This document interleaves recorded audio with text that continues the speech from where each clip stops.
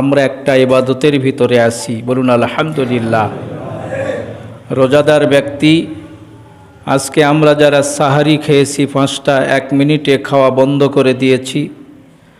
আজকে যারা 6টা 11 মিনিট পর্যন্ত আমরা না খেয়ে থাকব, পানাহার থেকে বিরত থাকব, নিষিদ্ধ কর্মকাণ্ডগুলো থেকে যতক্ষণ পর্যন্ত বিরত থাকব, আমরা ততক্ষণ পর্যন্ত আল্লাহর ইবাদতে আসি, বলুন আলহামদুলিল্লাহ। মাহে রমজানের এত ফজিলত এবং বরকতের মূলে এটাও একটা কারণ যে আমরা অন্যান্য ইবাদতগুলো সংক্ষেপে করি। যেমন নামাজ পড়ি আমরা কয়েক মিনিটে শেষ হয়ে যায়, হজ করি মাত্র কয়েক দিনই আমাদের হজ শেষ হয়ে যায়, জাকাত মাত্র একজনের হাত থেকে আরেকজনের হাতে ট্রান্সফার হয়ে গেলে শেষ হয়ে যায়। কিন্তু আল্লাহ রাব্বুল আলামিন রমজানের এই রোজাকে এত লং টাইম, দীর্ঘ সময় করে দিয়েছেন যে সুদীর্ঘ প্রায় 13 ঘন্টা আমরা এখনো রোজা রাখতেছি, আলহামদুলিল্লাহ। আল্লাহ রাব্বুল আলামিন মাহে রমজানের এই সুদীর্ঘ সময় ধরে একজন রোজাদার ব্যক্তি আল্লাহর ইবাদতের ভিতরে থাকে। ঘুমালেও তার ইবাদত, পেশাব পায়খানাও তার জন্য ইবাদত। আল্লাহ রাব্বুল আলামিন বলেন, সবহে সাদিক থেকে সূর্যাস্ত পর্যন্ত একজন ব্যক্তি রোজা রাখবে, এই সমস্ত সময়টা তার জন্য ইবাদত হবে, বলুন সুবহানাল্লাহ। আল্লাহ রাব্বুল আলামিন এই রোজার এত ফজিলত এবং বরকত দান করার পেছনে আল্লাহ পাক বলছেন লাআল্লাকুম তাত্তাকুন, এই রোজা তোমাদেরকে তাকওয়াবান বানাবে, খোদাবান বানাবে, আল্লাহওয়ালা বানাবে, আল্লাহর ভয় তোমাদের অন্তরের ভিতরে পয়দা করবে। এই জন্য 11 মাস পরে রমজান তোমাদেরকে দেওয়া হয়, তোমরা যেন ভীতি সঞ্চার, আল্লাহর ভয় ভীতি সঞ্চার করতে পারো, বলুন সুবহানাল্লাহ। দেখুন, আরবি ব্যাকরণ যারা জানেন তারা বুঝবেন লাআল্লাহ শব্দটি লাগানো হয়েছে। লাআল্লাহ মানে হলো সম্ভবত। রোজা রাখলেই যে একজন মানুষ তাকওয়াবান হবে, খোদাভীরু হবে তা নয়। আল্লাহ রাব্বুল আলামিন বলছেন যে রোজাদার ব্যক্তি তাকওয়াবান হবে, হতেও পারে নাও পারে। অনেক রোজাদার রোজা থাকার পরেও সকাল থেকে সবহে সাদিক থেকে নিয়ে সূর্যাস্ত পর্যন্ত না খেয়ে থাকবে, এর মাঝে মালে ভেজাল দিবে, ব্যবসায়ী মিথ্যা কথা বলবে, একে অপরের গীবত গাবে, চগলখুরি করবে। আল্লাহ রসুল বলেন এই সকল ব্যক্তিদের এই খানাপিনা থেকে বিরত থাকা, পানাহার থেকে বিরত থাকা আল্লাহর জন্য লাইসা লিল্লাহি হাজাতুন, আল্লাহর কোনো তার দরবারে কোনো দরকার নাই, বলুন নাউজুবিল্লাহ। এজন্য রোজা রাখলেই যে তাকওয়াবান খোদাভীরু আল্লাহওয়ালা হতে পারবো তা নয়। রোজার নিষিদ্ধ কর্মকাণ্ডগুলো থেকে বিরত যখন আমরা থাকতে পারবো, তখন আমাদের জন্য এই রোজা ফলদায়ক হবে, বলুন আলহামদুলিল্লাহ। একজন চোর চুরি করছে। কিছুদিন আগে আমার শ্বশুর আসছেন আমার বাড়িতে, তো হঠাৎ করে তার ফোন বেজে উঠল। তা আমি বললাম যে কিসের ফোন? বলতেছে আমাদের একটা ডিব আছে, ওই মাঝে মাঝে ডিবের যে ট্রান্সমিটার, এই ট্রান্সমিটার চুরি হয়ে যায়, তো চোরকে বিকাশে কিছু টাকা দিলে ওটা আর চুরি হয় না। তো চোর ফোন দিছে যে তোমাদের মিটারের টাকা দেওয়ার সময় হয়ে গেছে, টাকাটা তাড়াতাড়ি দাও, কালকে আমার গ্রামে মাহফিল, তো মাহফিলের খরচ করতে হবে। বলুন নাউজুবিল্লাহ। চোর চুরির টাকা নিয়ে মাহফিলের খরচ করবে, এজন্য ফোন দেয়। আল্লাহর অনেক বান্দা আমরা রোজাদার রয়েছি, যে সকল ব্যক্তিরা রোজা রাখার পরেও মিথ্যাকে ছাড়তে পারি না। আল্লাহর হাবিব বলেন এই রোজার এত ফজিলত আর মর্তবা আল্লাহ রাব্বুল আলামিন ওই রোজাদারকে দান করবেন যিনি রোজার হকগুলো আদায় করে জেনে শুনে আদায় করবেন, পালন করবেন। আল্লাহর নবী বলেন তাকে আল্লাহ রাব্বুল আলামিন এই রোজার কি ফজিলত দান করবেন। মান সামা ইয়াওমান ইবতিগা ওয়াজহিল্লাহ, আল্লাহর নবী বলেন, যে ব্যক্তি রোজা রাখলো ইবতিগা ওয়াজহিল্লাহ, আল্লাহ রাব্বুল আলামিনকে সন্তুষ্ট করার জন্য, বলুন সুবহানাল্লাহ। দুনিয়ার কোনো মানুষকে খুশি করার জন্য নয়, দুনিয়ার কোনো মানুষকে রাজি করার জন্য নয়, ইবতিগা ওয়াজহিল্লাহ, শুধুমাত্র কেবলমাত্র আল্লাহকে রাজি আর খুশি করবে, এই জন্য সে রোজা রাখে।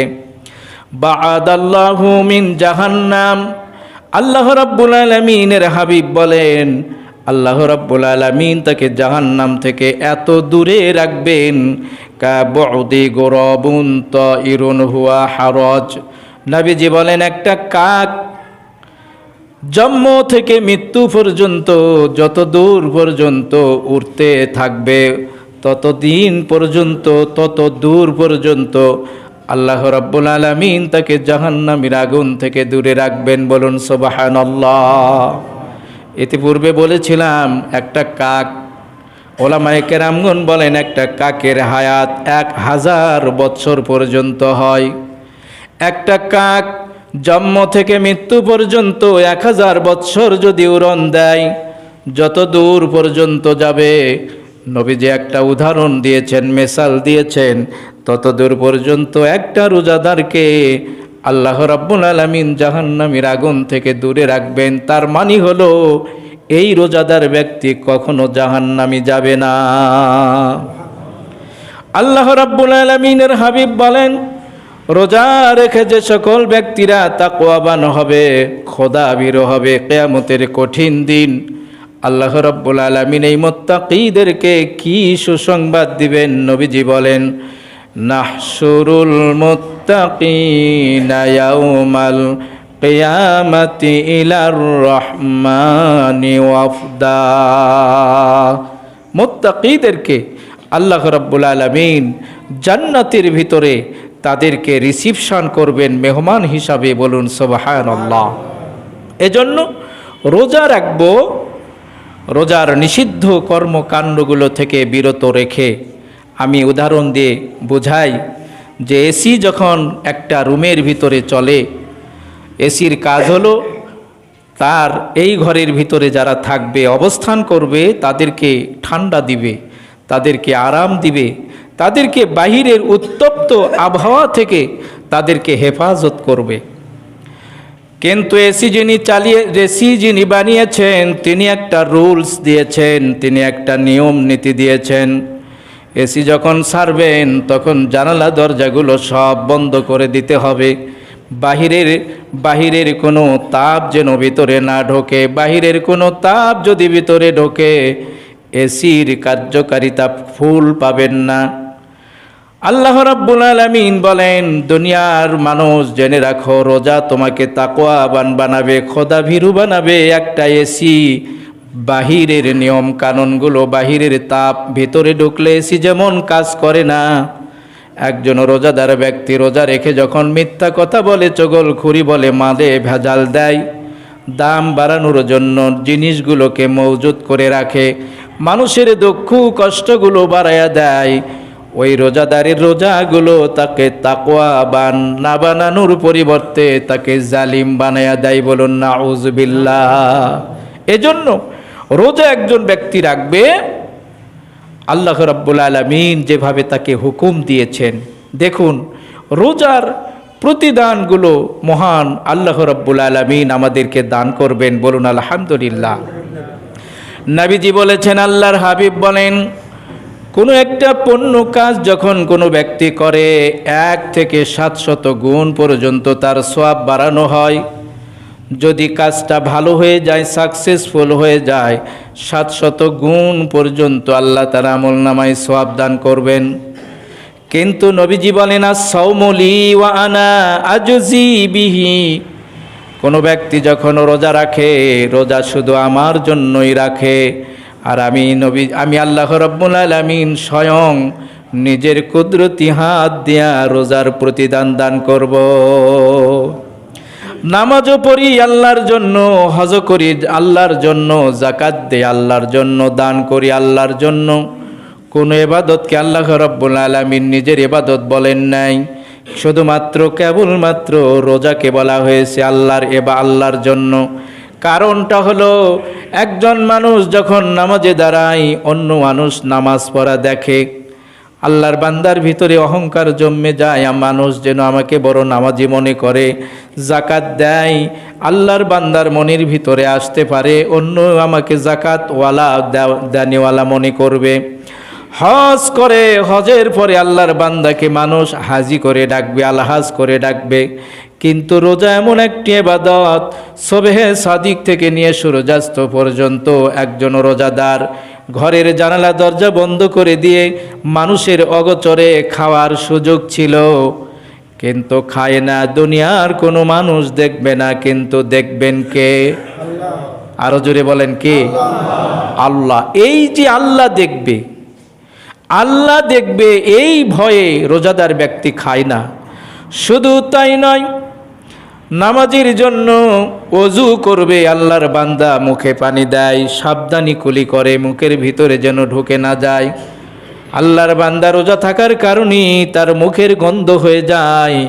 আল্লাহর হাবিব বলেন, আল্লাহ রাব্বুল আলামিন বলেন, রোজাদারের এই মুখের দুর্গন্ধ আমার কাছে মেশকো আম্বরের চাইতেও বেদামি। বলুন সুবহানাল্লাহ। সারাদিন না খাওয়া শরীর, মেসওয়াকও করা যায় না, ব্রাশও করা যায় না।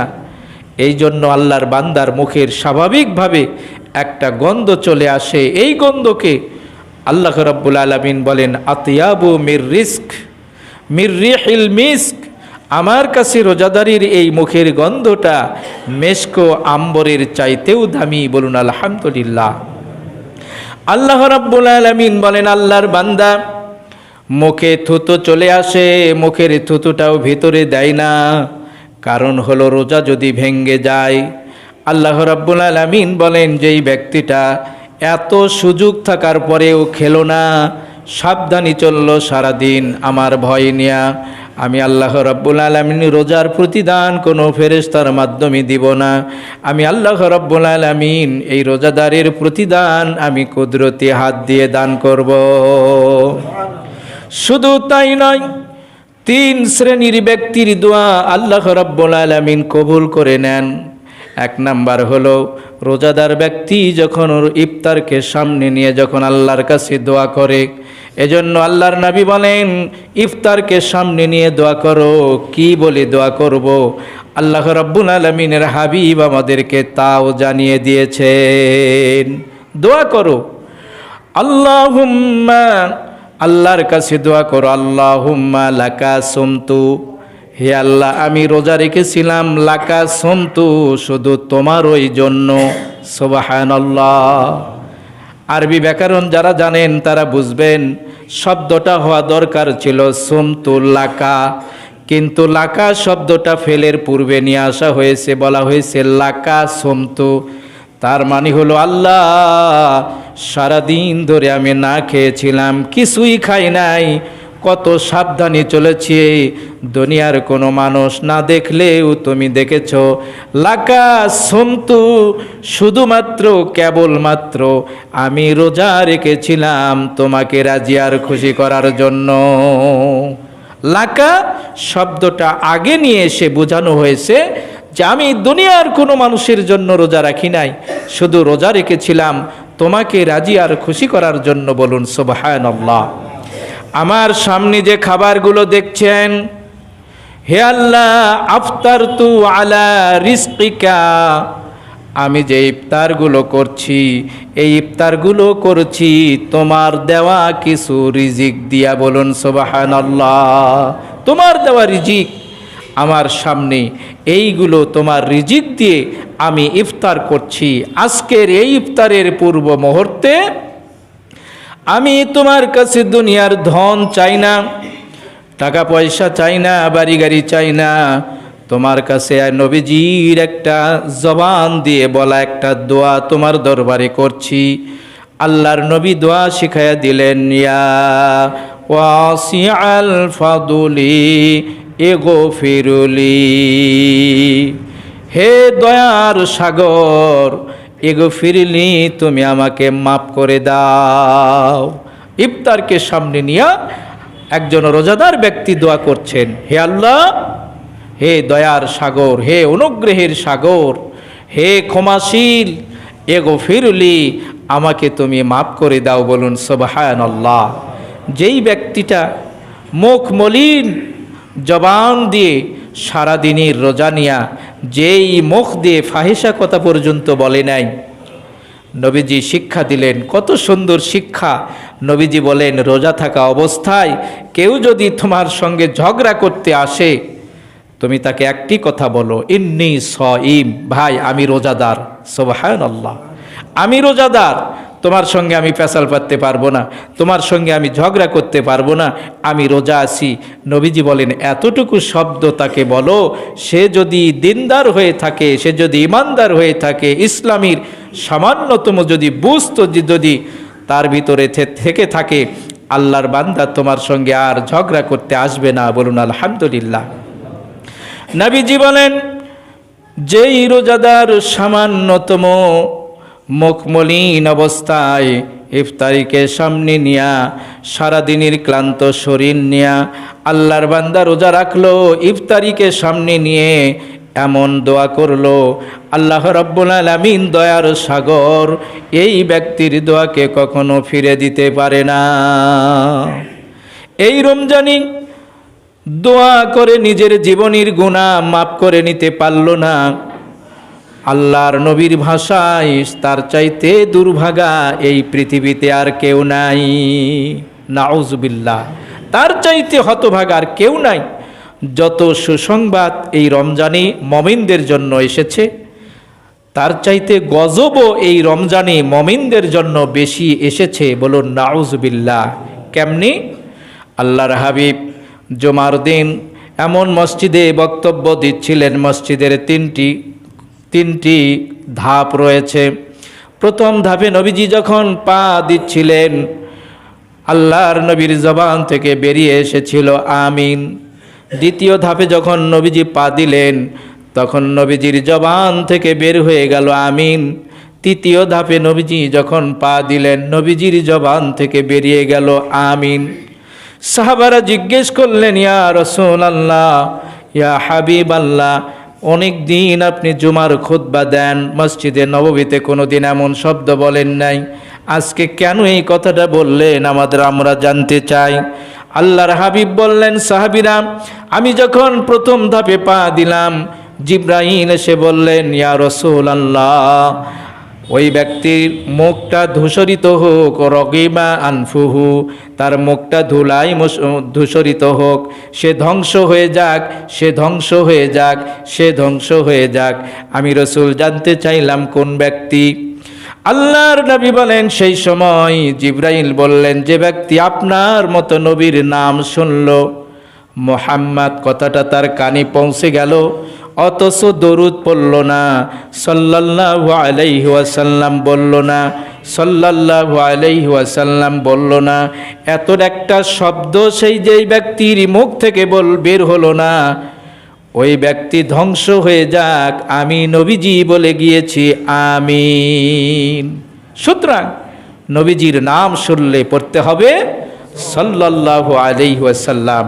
হাদিসের কিতাব যারা পড়েন, বুখারী শরীফ, মুসলিম শরীফ, আবু দাউদ, নাসাই, ইবনে মাজাহ, হাদিসের কিতাবগুলো যারা পড়েন তারা দেখবেন এই হাদিস, ছোট্ট একটা হাদিস, আসসালামু ক্বাবলাল কালাম, হাদিস শেষ, অথচ নবীর নাম সেখানে লেখা হয়েছে সাল্লাল্লাহু আলাইহি ওয়াসাল্লাম।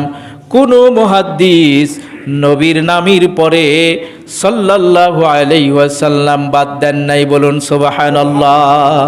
কারণ দরুদের ভিতরে এত ফজিলত রয়েছে। একই মাজলিসে বারবার যদি নবীর নাম আসে, মুহাম্মদ সাল্লাল্লাহু আলাইহি সাল্লাম বলেছেন, মুহাম্মদ সাল্লাল্লাহু আলাইহি ওয়াসাল্লাম বলেছেন, এখানে হুকুম হলো দুই একবার লোকেরা যদি দরুদ পড়ে তার হক আদায় হয়ে যাবে, কিন্তু প্রত্যেকবারই নবীর নাম শুনলে সাল্লাল্লাহু আলাইহি ওয়াসাল্লাম বলা উত্তম। বলুন সুবহানাল্লাহ। নবীজি বলেন, সাহাবীরা, ওই ব্যক্তি ধ্বংস হবে, যেহেতু আমি কথাটা বলেছি নবীর মুখ দিয়ে, হাদিসটার গুরুত্ব বেড়ে গিয়েছে, এই জন্যই নবীর মুখ দিয়ে বের হয়ে গেছে জবান। কোথায়? মসজিদে নববীতে। কখন? রমজান মাসে। সুবহানাল্লাহ। তাহলে গুরুত্ব আছে না? নবীর জবান থেকে বের হয়ে গেছে কোথায়? মসজিদে নববীতে। কখন? রমজান মাসে। আল্লাহর হাবিব বলেন আমি 2 নম্বরে পা দিলাম। জিবরাইল আলাইহিস সালাতু ওয়াস সালাম বললেন, ইয়া রাসূলুল্লাহ, যে ব্যক্তি মা বাবাকে পেল অথবা মা বাবার একজনকে জীবিত অবস্থায় পেল, অথচ তাদের খেদমত করে, তাদের দেখাশোনা করে, তাদেরকে সন্তুষ্ট করে আল্লাহর জান্নাতকে ক্রয় করে নিতে পারল না, ওই ব্যক্তিটা ধ্বংস হয়ে যাক, ওই ব্যক্তিটা ধ্বংস হোক। রগিমা আনফুহু, তার নাকটা ধুলাই ধূসরিত হয়ে যাক। আমি নবীজির জবান থেকে বের হয়ে গেছে আমিন। আমিন মানে হলো কবুল করো। আল্লাহর হাবিব বলেন আমি 3 নাম্বার সিঁড়িতে পা দিলাম। লক্ষ্য করে দেখলাম আল্লাহর জিবরাইল আমাকে ডেকে বললেন, ইয়া রাসূলুল্লাহ, যে ব্যক্তি মাহে রমজান পেল কিন্তু নিজের জীবনের গুনাহ খাতাগুলো মাফ করে নিতে পারল না, কান্নাকাটি করে আল্লাহর কাছে গুনাহ মাফ করে নিতে পারল না, তাহাজ্জুদের নামাজ পড়ে আল্লাহর দরবারে গুনাহ মাফ করে নিতে পারল না, ইফতারের সময় ইফতারকে সামনে নিয়ে দোয়া করে নিজের জীবনের গুনাহগুলো মাফ করে নিতে পারল না, আমি নবীজি ওই ব্যক্তিটা ধ্বংস হয়ে যাক। আমি নবীজির জবান থেকে বের হয়ে গিয়েছে আমিন। সুতরাং মাহে রমজান আমাদের নিজের জীবনের গুনাহগুলো মাফ করে দিবে। মাফ করে নেওয়ার একটা সুবর্ণ সুযোগ আল্লাহ তাআলা রোজাদারদেরকে দান করেছেন। কিন্তু যেই সকল ব্যক্তিরা রোজা তো রাখলই না, সাহারি ইফতারি খেলো না, তারাবির নামাজগুলো পড়ল না, এরা তো এক ধরনের দুর্ভাগা আছেই। আমরা রোজাদারের ভিতরে যারা রোজা রেখে তাকওয়াবান হতে পারলাম না, নিজের জীবনের গুনাহগুলো মাফ করে নিতে পারলাম না, এজন্য মাহে রমজানের রোজাদারদের জন্য ঈদুল ফিতরের দিন পুরস্কার আল্লাহ তাআলা দান করবেন। গফারতু লাকুম, নবীজি বলেন ঈদগাহের ময়দানে যাদের এই রমজানি গুনাহ মাফ হয়নি, আল্লাহ রাব্বুল আলামিন বলেন বান্দারে গফারতু শব্দটা মাজির সিগা, অতীতকাল, পাস্ট টেন্স। ঈদগাহের ময়দানির হাদিস বর্ণনা করতে গিয়ে নবীজি বলেছেন ঈদগাহের ময়দানে ঈদের দিন জামা কাপড় সুন্দর পরে যখন রোজাদার ব্যক্তি ঈদগাহের ময়দানে যায়, আল্লাহর কাছে ক্ষমা চায়, গফারতু পাস্ট টেন্স নবীজি ব্যবহার করে আল্লাহ পাক জানিয়ে দিয়েছেন গফারতু লাকুম, আল্লাহর বান্দারে আমি তো তোমাকে রমজানেই মাফ করে দিয়েছি। বলুন সুবহানাল্লাহ। তুমি আজকে মাপ চাও কেন? আমি তো গফারতু তোমাকে মাফ করেই দিয়েছি। বলুন সুবহানাল্লাহ। এজন্য রোজাদার ব্যক্তিরা আল্লাহর কাছে মাপ চাবে, ক্ষমা চাবে। এই রোজার শুধুমাত্র 2 শ্রেণীর ব্যক্তিকে আল্লাহ রাব্বুল আলামিন রোজা থেকে রুখসত দান করেছেন। এরা রোজা না রাখলে কোনো গুনাহ হবে না। আল্লাহ রাব্বুল আলামিন বলেন ফামান কানা মারিদন আও আলা সাফারিন ফাইদ্দাতুম মিন আইয়ামিন উখর। আল্লাহ রাব্বুল আলামিন বলেন যে ব্যক্তি অসুস্থ হয়ে পড়ে, রোজা রাখলে তার রোগ বেড়ে যাবে, রোজা রাখলে তার অসুস্থ হয়ে পড়বে, মরণাপন্ন হয়ে যাবে। আল্লাহর নবী আল্লাহ রাব্বুল আলামিন বলেন এই রোগাক্রান্ত ব্যক্তি রোজা যদি না রাখে আল্লাহ তাকে মাফ করে দিবেন। আর কাকে? সাফারিন, সফর, নিজের এলাকা থেকে 48 মাইল দূরে গিয়েছে, খাবার দাবার ভালো মতো নাই, সে যদি রোজা না রাখে তাহলেও তাকে রুখসত দেওয়া হয়েছে। আল্লাহ পাক বলেন ফাইদ্দাতুম মিন আইয়ামিন উখর, কিন্তু সে গণনা করবে আমার রোজাগুলো কতদিন কাজা হয়ে গিয়েছে। কোনো মা বোনদের যদি রোজা থাকা অবস্থায় মাসিক শুরু হয়ে যায়, সেও গণনা করবে কয়টা রোজা আমার কাজা হয়ে গেল। 11 মাস সে এই রোজাগুলো যে কোনো সময় আদায় করে নিবে। নামাজ তাদের জন্য আল্লাহ রাব্বুল আলামিন মাফ করে দিয়েছেন, কিন্তু রোজার এত গুরুত্ব যে একজন মা বোনদের জন্য এই রোজাকে তাদের জন্য রুখসত দেওয়া হয় নাই। এই রোজাকে তারা গণনা করে করে অন্য সময় আদায় করবে। বলুন সুবহানাল্লাহ। আল্লাহর হাবিব পাশাপাশি একটি কথা বলেছেন, আল্লাহ রাব্বুল আলামিন বলেছেন, তোমরা এই দুই কারণেই রোজা না রাখলে সমস্যা নাই, কিন্তু একটি কথা জেনে রাখো, খায়রুল লাকুম, রোজা রাখাটা তোমাদের জন্য কল্যাণকর হবে। বলুন আলহামদুলিল্লাহ। আল্লাহর হাবিব বলেন, শোনো, যে ব্যক্তি ইচ্ছাকৃতভাবে এই দুইটা কারণ ছাড়া ইচ্ছাকৃতভাবে মাহে রমজানের একটি রোজাকে ছেড়ে দিল, আদায় করলো না, পালন করলো না, রাখলো না, নবীজি বলেন সারা বছর ধরে সে যদি রোজা রাখে মাহে রমজানের একটা রোজার সমতুল্য হবে না। মাহে রমজানি রোজার এত গুরুত্ব নবীজি বর্ণনা করেছেন। বলুন সুবহানাল্লাহ। এই রমজানের ভিতরে রয়েছে লাইলাতুল কদর। এই রমজান মাসে শাহরু রমাদান আল্লাযী উনজিলা ফীহিল কুরআন, এই রমজান মাসে অবতীর্ণ হয়েছে আল্লাহর এই কিতাব। বলুন সুবহানাল্লাহ। এজন্য এই রমজানের এত ফজিলত। রমজানের শেষ দশকে রয়েছে লাইলাতুল কদর। শেষ দশকে 21, 23, 25, 27, 29 এই 5টা রাত যদি আমরা জাগতে পারি, এই 5টা রাত যদি আমরা ইবাদত করতে পারি, এই 5টা রাত যদি আমরা আল্লাহর দরবারে যদি আহাজারি করতে পারি, নবীজি তো বলেই দিয়েছেন এই 5টা রাতেই লাইলাতুল কদর, তাহলে আমরা যদি এই 5টি রাত একটু কষ্ট করি, আমার জীবনে একটা লাইলাতুল কদর পাবই। লাইলাতুলের কদরের ব্যাপারে নবীজি বা আল্লাহ তাআলা লাআল্লাহ শব্দ ব্যবহার করেন নাই, যে সম্ভবত তুমি লাইলাতুল কদর এই 5টা রাতের যে কোনো একটা রাতে পাইতেও পারো, নাও পারো, তা বলা হয় নাই।